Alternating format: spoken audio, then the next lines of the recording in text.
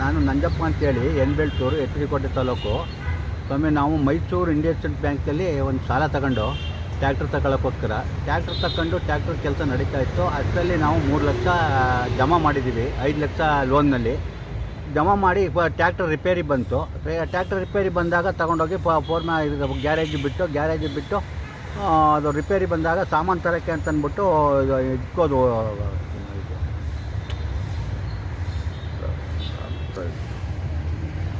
ಸಾಮಾನು ತರೋಕ್ಕೆ ಅಂತ ಹೋದಾಗ ಅದು ಸಾಮಾನುಗಳು ಪಾರ್ಟ್ಸ್ಗಳು ಸಿಕ್ಕಲಿದ್ದ ಕಾರಣ ನಾವು ಮತ್ತೆ ಅಲ್ಲಿ ಇರಲಿ ಪಾರ್ಟ್ಸ್ ತಂದ್ಬಿಟ್ಟು ಮಾಡೋಣ ಬೆಂಗಳೂರಿಗೆ ಹೋಗಿ ಅಂತಂದ್ಬಿಟ್ಟು ನಿಲ್ಲಿಸಿದ.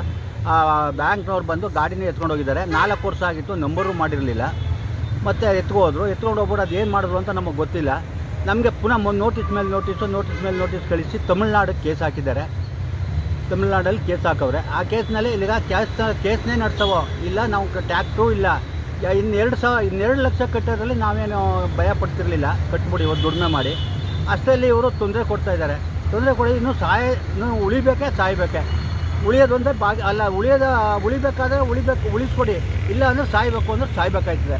ಇಷ್ಟೇ ನಮ್ಮ ಅವರ ಇರೋದು. ಇನ್ನು ಭಾರಿ ಹಿಂಸೆ ಕೊಡ್ತಾಯಿದ್ದಾರೆ ಕೋರ್ಟ್ಗೆ ಹಾಕೊಂಡು.